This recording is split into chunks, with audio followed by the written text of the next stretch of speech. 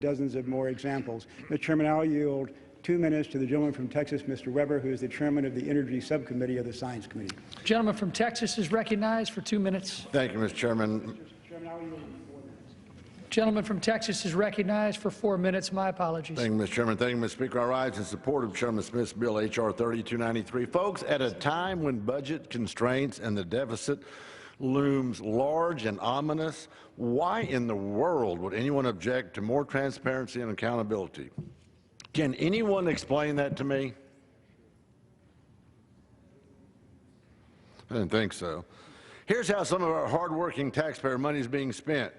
And, Mr. Speaker, I have a list of 41 studies and programs that if taxpayers knew they would rise up and revolt. And I ask unanimous consent for this list to be placed into the record. Be covered by General Leave. Thank you. Some of the more notable are $227,000 to review animal photos in National Geographic magazine. What baboon thought that up? $350,000 to study human-set fires in New Zealand in the 1800s. The only thing being set on fire here is taxpayers' dollars.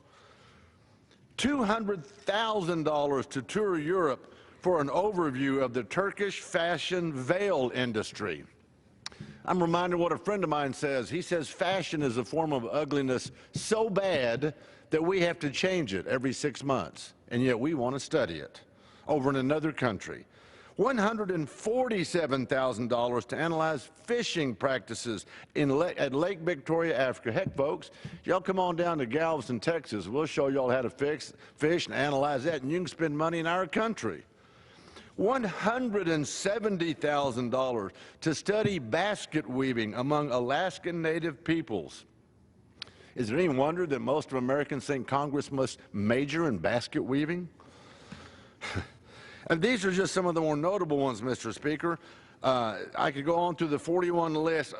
For example, $330,000 to study the careers of 2,500 new lawyers in Russia. It's not that we don't have enough lawyers over here in America now. We're concerned about the ones in Russia.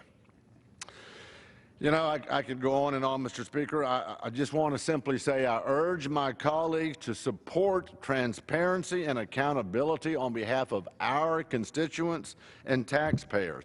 After all, they're paying the freight for this stuff. Shouldn't we be open and accountable to them? I commend Chairman Smith for his bill for putting hard-working, tax-paying Americans first. And, Mr. Speaker, I yield back. Gentleman yields back.